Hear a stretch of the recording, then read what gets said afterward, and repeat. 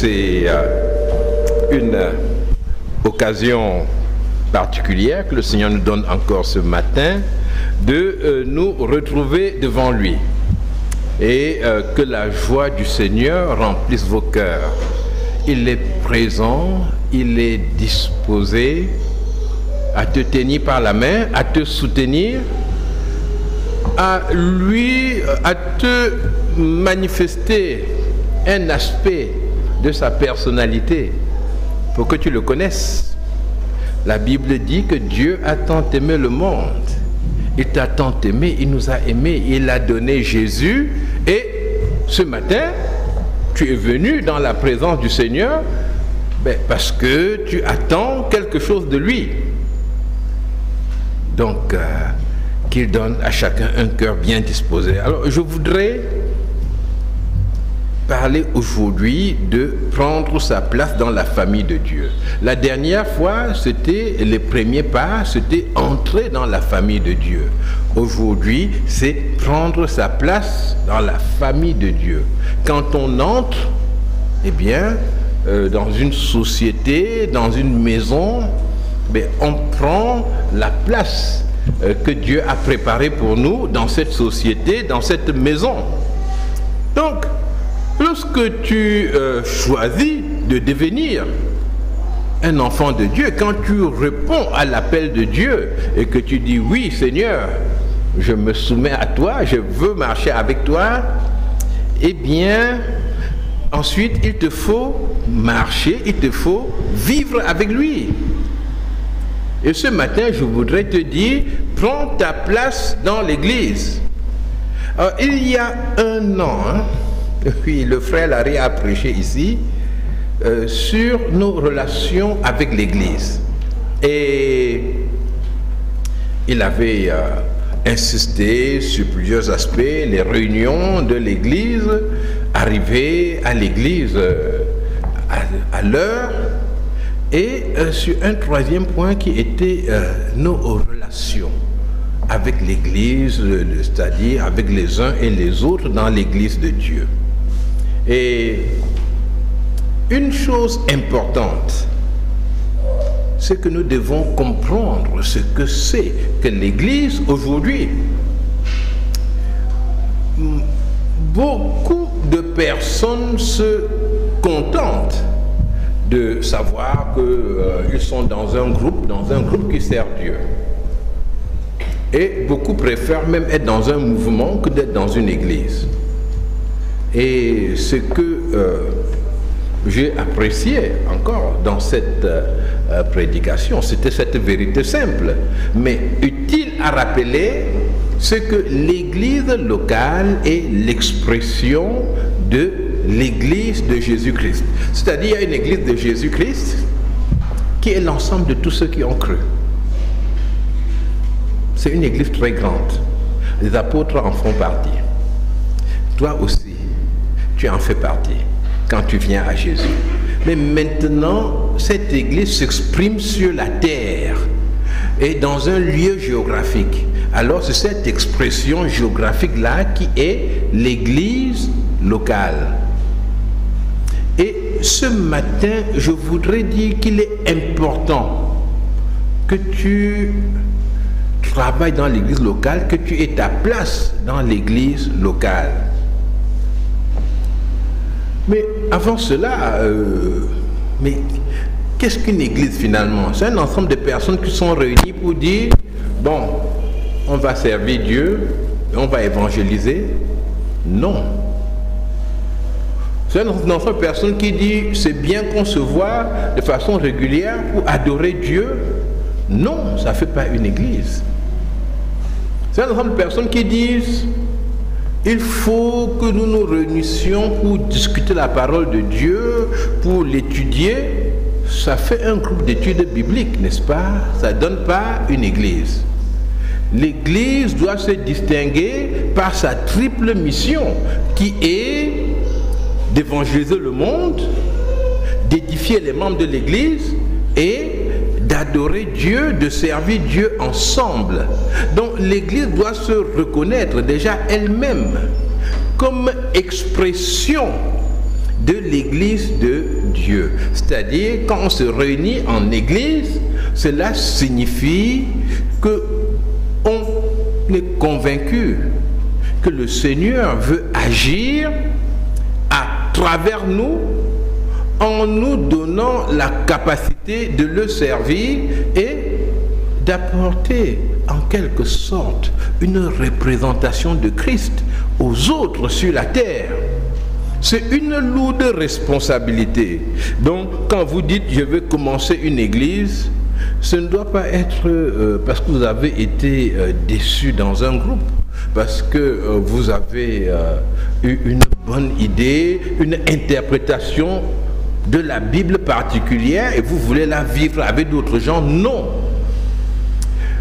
Il faut là un mandat de Dieu et où vous estimez que effectivement l'Église de Jésus-Christ, dont la tête est Jésus-Christ lui-même, va s'exprimer dans une localité, dans un endroit donné, par le rassemblement que vous allez faire. Lourde responsabilité. Dans la première épître à Timothée, au chapitre 3, verset 15, l'apôtre parle de l'église locale. Et je vous dis qu'il n'est pas un mouvement. Parce que quand vous lisez la Bible dans l'Ancien Testament, il y a le temple de Dieu. Le temple qui est à Jérusalem. Et les sacrifices se passaient uniquement dans le temple. Mais les Juifs sont partis dans le monde entier, ils se sont installés partout, ce qu'on appelle la diaspora, et là où ils étaient, il fallait qu'ils servent Dieu. À un moment donné, même le temple a été détruit. Et ils ont fait des synagogues. Ils ont fait les synagogues parce qu'ils n'avaient pas le droit de refaire le temple. Dieu avait exigé que les sacrifices se passent uniquement dans le temple à Jérusalem. Et dans les synagogues, il y avait un chef de la synagogue, mais c'était un titre purement administratif. Ce n'était pas une position religieuse. Et dans la synagogue, les gens se réunissaient, ils discutaient ensemble. C'est d'ailleurs pour cela que lorsque Jésus entre dans la synagogue, dans l'évangile de Luc, par exemple, et il dit, voilà, l'Esprit de Dieu est sur moi, il peut parler librement.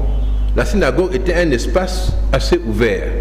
Et certains ont pensé qu'après l'église primitive, il y avait le même phénomène et donc il n'y avait plus que des groupes comme ça, des assemblées qui se réunissent et puis qui n'ont pas la vocation à représenter le corps de Christ. C'est une erreur. L'église de Dieu continue à exister géographiquement. Nous n'avons pas la même restriction qui était imposée au temple à Jérusalem, où c'était le seul endroit où on pouvait offrir des sacrifices. Mais nous offrons des sacrifices spirituels au Seigneur. Nous l'adorons, nous le prions, nous le servons. Et je le dis parce que certains croyants pensent que l'église de Dieu a disparu et maintenant il y a juste des mouvements. Non! Nous sommes une église de Dieu, expression géographique du corps de Christ. Donc, ici où nous nous trouvons. 1 Timothée 3,15 dit, « Mais si je tarde, tu sauras comment il faut se conduire dans la maison de Dieu, qui est l'église du Dieu vivant, la colonne et l'appui de la vérité. » Colonne, appui de la vérité. C'est comme cela que Dieu voit l'église. Donc, lorsque l'église se réunit et pense que l'on peut changer le sens de la parole de Dieu, qu'on peut modifier la parole de Dieu, ce n'est pas colonne et appui de la vérité. L'église est établie sur la vérité de la parole de Dieu. Vous ne venez pas dans l'église chercher une adaptation de l'église à la société. Non, pas du tout. Il s'agit de savoir quelle est la pensée de Dieu et d'apporter cette pensée de Dieu dans une société en perdition pour pouvoir redresser ce qui peut être redressé, mais en tout cas aider ceux qui aiment le Seigneur à sortir d'une génération perverse et corrompue. Voilà la tâche de l'Église. L'Église n'est pas adossée à toutes les transformations sociales. C'est vrai, quand il y a une mode, n'est-ce pas, après quelque temps, on voit dans l'Église, les gens font la même mode, on ne sera pas surpris que dans quelques années, les anciens arrivent ici avec des destroys, n'est-ce pas, des pantalons percés partout, et on va dire, ben oui, c'est normal, c'est normal. Bon, la mode devrait s'arrêter simplement là. On ne peut pas aller plus loin. La parole de Dieu est immuable et on ne peut pas s'appuyer sur le fait que Dieu voulait dire à l'époque ceci, maintenant les choses ont changé. Qu'est-ce qu'il aurait dit à notre époque? Pour qui on se prend? Qu'est-ce qu'il aurait dit? Il a parlé. Pour que ça ne change pas, il a écrit. Et nous devons nous attacher à ça. L'Église de Dieu est attachée aux Saintes Écritures.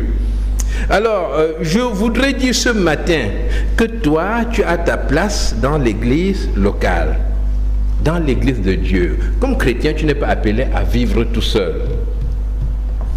Beaucoup de personnes viennent à Jésus-Christ, mais ils ignorent, n'est-ce pas, cette révélation de l'Église locale.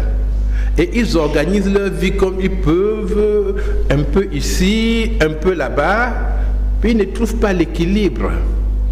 Nous avons besoin de l'Église locale. Pourquoi? Dieu a donné des dons à son Église pour l'édification de ses enfants.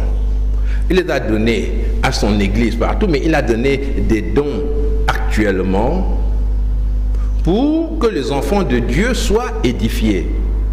Donc tu as des choses à apprendre quand tu deviens un enfant de Dieu. Il ne faut pas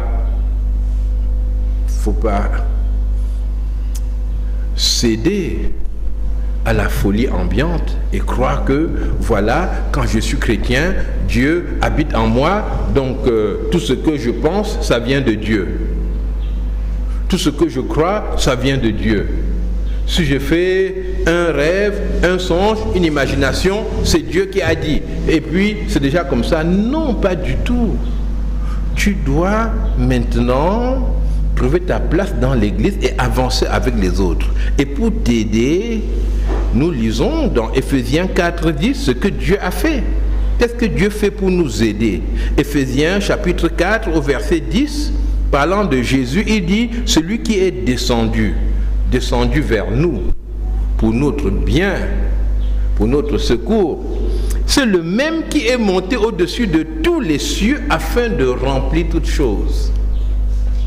Notre Seigneur, le grand vainqueur, le Tout-Puissant, il est descendu, il est monté afin de remplir toutes choses. Et il a donné les uns comme apôtres. Les apôtres, vous savez ce que c'est que les apôtres. Jésus avait choisi des disciples auxquels il a donné le nom d'apôtre. Apôtre, ce n'est pas un terme qui a été qui était dans le langage et puis on disait voilà les apôtres. Non, c'est Jésus qui donne à ses disciples le nom d'apôtre. Peut-être en grec on disait ce nom-là déjà, mais dans l'Église de Dieu, nous lisons dans la Bible que Jésus choisit des disciples auxquels il donne le nom d'apôtre. Donc lorsque dans ta chambre tu vas devenir apôtre tout seul ou avec ton groupe d'amis, il faut comprendre que ce n'est pas apôtre au même titre, n'est-ce pas, que ceux de la Bible. L'apôtre est donné par Dieu ici, donc il a donné les uns comme apôtres, les autres comme prophètes, les autres comme évangélistes, les autres comme pasteurs et docteurs. Alors, il a donné ces gens-là, ces dons-là, ces hommes que Dieu donne à l'Église. C'est pourquoi faire? Pour le perfectionnement des saints en vue de l'œuvre du ministère et de l'édification du corps de Christ. Donc, pour ton perfectionnement, pour que tu grandisses dans la connaissance de Dieu, Dieu pourvoit à ces besoins-là en donnant des personnes dans l'église que tu peux aimer ou ne pas aimer. Ils peuvent être tes amis, parfois ils ne sont pas gentils, hein? Il y a des pasteurs qui ne sont pas aimables du tout, hein? Bon, je ne parle pas de moi, n'est-ce pas, hein? On se connaît bien, on s'entend, on a des relations correctes. Mais Dieu donne des apôtres, des évangélistes, des pasteurs, des docteurs pour ton perfectionnement, pour que tu ailles loin, pour que tu ailles vers la perfection. Donc, ces outils-là que Dieu a donnés, il faut les utiliser. Et c'est dans l'église que tu vas les rencontrer, entendre parler de Dieu de la façon juste, ce que Dieu veut. Parce que l'église selon Dieu, c'est la colonne et l'appui de la vérité. Alors il a donné jusqu'à ce que nous soyons tous parvenus à l'unité de la foi et de la connaissance du Fils de Dieu, à l'état d'homme fait à la mesure de la stature parfaite de Christ. Ainsi, nous ne serons plus des enfants. Oui, c'est comme ça qu'on commence, hein? Un enfant. L'enfant, qu'est-ce qu'il fait? Il essaye de marcher, il tombe, il se relève. L'enfant, à la sortie de l'école, il y a un adulte qui vient, qui lui dit « Papa m'a dit de te ramener à la maison ». Et voilà qu'il a enlevé l'enfant et ils sont maintenant dans un autre cadre. Eh bien, nous ne serons plus des enfants flottant et emportés à tout vent de doctrine par la tromperie des hommes, par leur ruse dans les moyens de séduction. Donc, tu vas devenir fort en restant au milieu des enfants de Dieu et en servant Dieu avec les autres.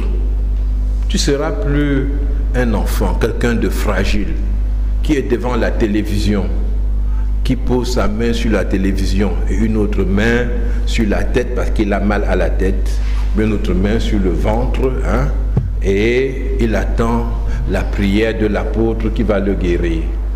Non, tu ne seras plus un enfant. Tu comprendras ce que Dieu a pour toi. Tu pourras t'adresser à Dieu d'une façon directe. Tu ne vas pas parcourir des kilomètres pour aller en pèlerinage. Non! Nous ne serons plus des enfants. Mais, en professant la vérité dans l'amour, nous grandirons à tous égards en celui qui est le chef, c'est-à-dire Jésus-Christ. Voilà ce que Dieu fait pour toi et voilà pourquoi ta place est ici. Donc, lorsqu'on parle de venir à l'église, on dit venir à l'heure, de venir aux réunions de l'église, d'écouter les enseignements, c'est en vue d'atteindre cela pour le croyant, en sorte que les dons que Dieu a donnés dans son église pour toi puissent se manifester dans ta vie. Parce que le chrétien seul est facilement séduit. Il a des expériences étranges. Il mélange les enseignements contradictoires qu'il rencontre, les bons comme les mauvais. C'est ce qui arrive aussi dans certains mouvements qui montrent un amour réel pour Dieu, mais qui ignorent la réalité de l'Église de Dieu. Donc finalement, il n'y a pas de doctrine, juste des expériences et on en tire des règles. Hein? Par exemple, s'il y a un danger qui va t'arriver, si tu parles en langue, ça va te sauver. J'ai entendu ça.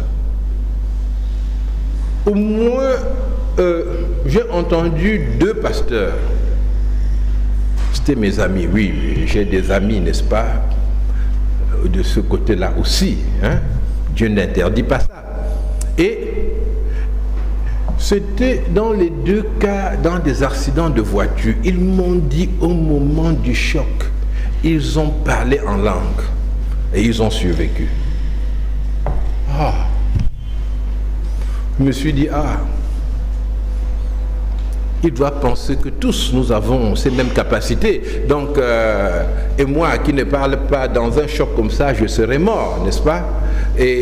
Mais donc Dieu leur donne une capacité. Et c'est purement extra-biblique, ça n'a rien à voir avec la parole de Dieu. Ils ont appris ça où? Et comment est-ce que les deux, étant de milieux tellement différents, comment est-ce qu'ils arrivent à cet enseignement-là? Donc il y a des choses qui parcourent l'air, des doctrines qui n'ont aucun fondement biblique et qui ne passent pas par une église de Dieu, appui et colonne de la vérité. Mais où on admet simplement cela et chacun dit j'ai expérimenté, c'est sûr que c'est bon. Faites attention aux choses qui sont bonnes. Il y a des choses qui sont très sucrées dans la bouche et qui ensuite font très mal au ventre, n'est-ce pas? Il faut faire attention. Et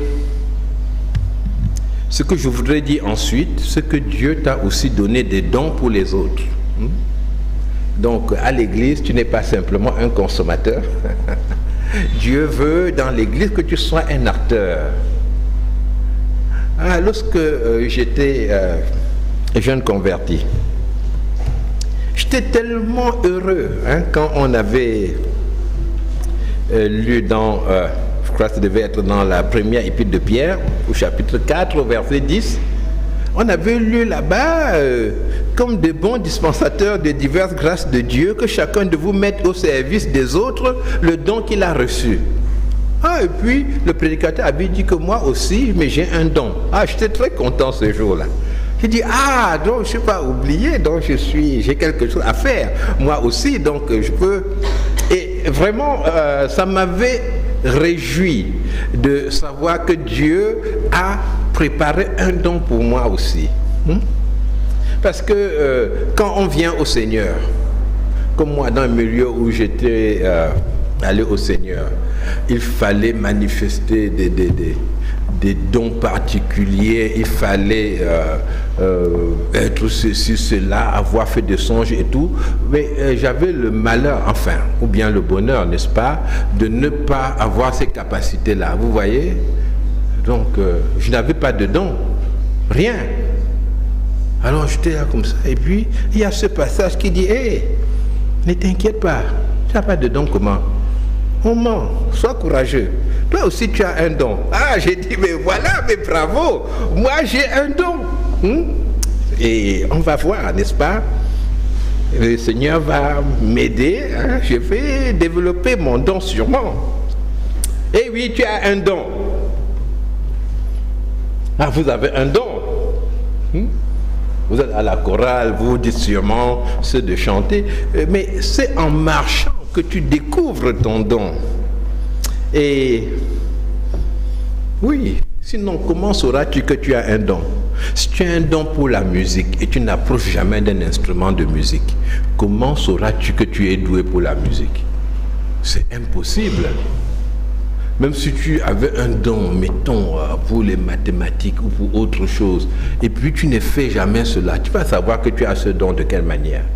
C'est dans l'église, dans le frottement les uns avec les autres, que tu découvres le don que le Seigneur a pour toi. Il y a des gens qui ont le don de réconcilier les autres, par exemple. C'est-à-dire quand les gens ne sont pas contents, ils se battent, tout ça. Il y a des personnes qui ont la capacité de les réconcilier. Mais si ces gens n'essayent jamais de le faire, les bagarres continuent à l'église. Mais il faut être là, présent, pouvoir leur parler, qu'est-ce qui se passe, et puis vous voyez que vous arrivez à les apaiser, et vous voyez que vous avez une capacité particulière. N'est-ce pas? Vous les voyez sortir du bureau du pasteur qui pense qu'ils se sont réconciliés. Ils s'insultent encore là, tout de suite. Donc ça ne va pas. Le pasteur n'a pas réussi. Mais maintenant, toi, tu leur dis c'est quoi? Est-ce que c'est normal? Et vous voyez que ça marche. Donc vous avez un don. Et ce don-là maintenant, c'est à mettre au service de Dieu. J'ai vu des jeunes qui se sont mis dans l'électronique là-haut, qui ont beaucoup travaillé pour pouvoir mettre les messages en ligne.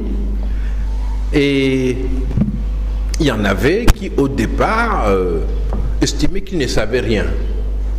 Je crois que Eugène a dû faire pression sur certains parmi eux pour qu'ils continuent à rester dans ce groupe. Mais après quelque temps, on le voit très très capable, ils comprennent des tas de choses. Aujourd'hui, je crois qu'ils sont tous beaucoup plus avancés que moi, n'est-ce pas Michel? Donc, voilà, donc nous avons des dons, et les dons de Dieu qu'il te fait, ce n'est pas pour toi-même, c'est pour les autres, que tu les mettes au service des autres.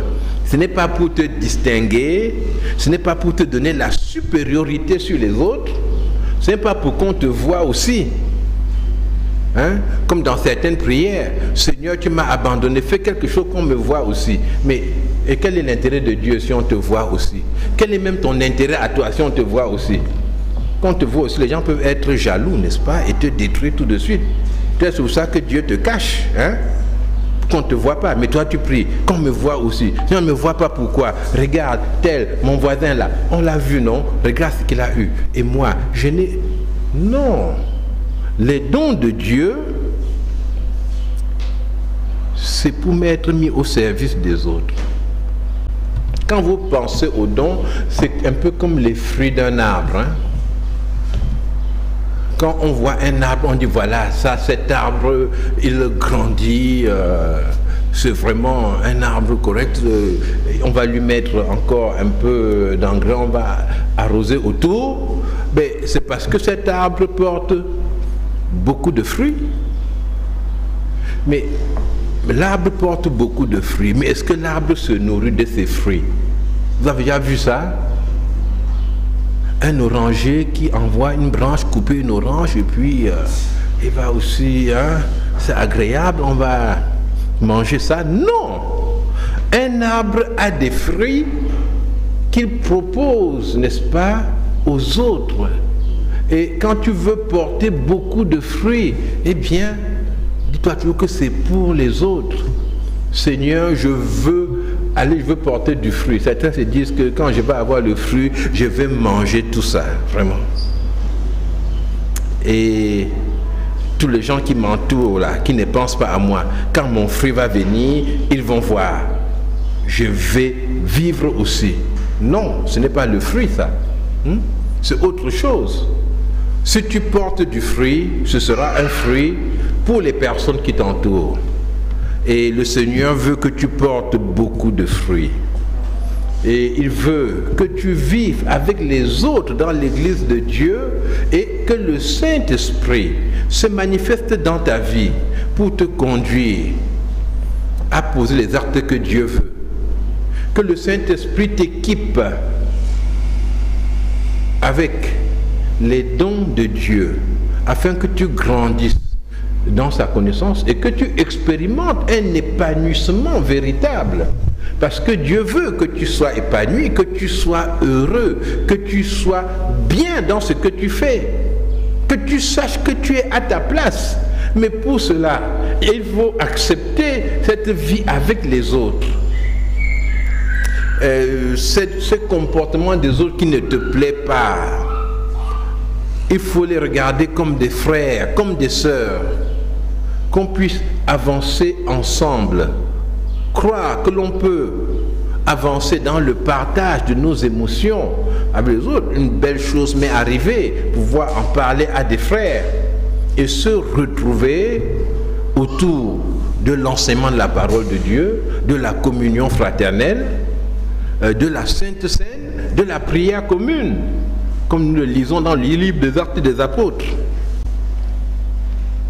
Je vais vous raconter une histoire. Et c'est quelqu'un qui a fait une peinture du ciel et de l'enfer. Et dans la peinture du ciel et de l'enfer, il a représenté des gens et avec beaucoup de nourriture, c'est-à-dire une très belle table. Une table extraordinaire. Et donc, c'était un repas. Repas au ciel, repas en enfer. Ça, sa peinture. Maintenant, ceux qui assistent au repas ont des très longues cuillères. C'est-à-dire une cuillère, mais à cette taille, c'est très très long. Alors, quand ils plongent la cuillère dans le plat, parce qu'il y avait de la viande, qu'est-ce que vous aimez? Je sais pas. Les Américains, ils mangent le taco. Taco, tu connais le taco? Ah, le frère Larry est content déjà. Hein? Un taco, c'est bongo chobi, le coquille, il y avait tout cela. Et maintenant, quand il prend avec la longue cuillère, il est content. Mais il veut maintenant mettre dans la bouche, il fait ça, la cuillère est plus longue que sa bouche. Vous voyez ça? Il n'y arrive pas. Et alors en enfer, ils avaient maigri. Tous étaient maigres, en train de mourir, ça n'allait pas. Et puis ils étaient en train de faire, tous avaient des efforts comme ça, avec la cuillère qui allait au ciel maintenant. Ils avaient les mêmes cuillères, même taille, hein? Comme s'ils avaient mesuré vraiment, même taille. Qu'est-ce qu'ils ont fait au ciel? Chacun a plongé et puis il a tendu ça à la bouche de l'autre, vous voyez? Et donc, tout le monde mangeait là-bas et ils étaient très très contents. Et c'était pour dire être ensemble, pouvoir partager, compter les uns sur les autres. Eh bien, ça nous distingue totalement du monde. C'est ça la différence.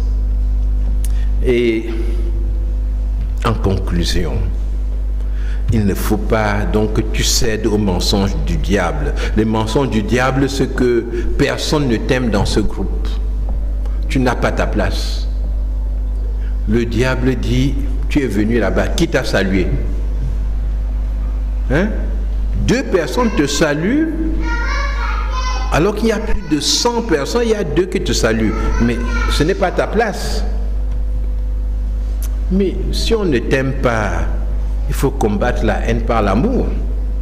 Il ne faut pas oublier, n'est-ce pas, ce que nous dit Romains, je crois que c'est 12, 21, qui dit de combattre et de résister à la puissance de la haine par l'amour que Dieu met dans nos cœurs. Ne te laisse pas vaincre par le mal, mais surmonte le mal par le bien. Tu as reçu assez d'amour de Dieu pour 2, c'est-à-dire non seulement pour aimer l'autre, mais même pour remplacer l'amour qu'il n'a pas pour toi, n'est-ce pas? Tu as l'amour de Dieu tellement grand dans ton cœur et il déborde de ton cœur. Tu peux aimer, tu peux communiquer l'amour et travailler pour que l'Église de Dieu soit forte, appuyée sur la vérité et qu'elle porte du fruit à la gloire de notre Dieu. Donc, prends ta place dans l'Église de Dieu. Amen.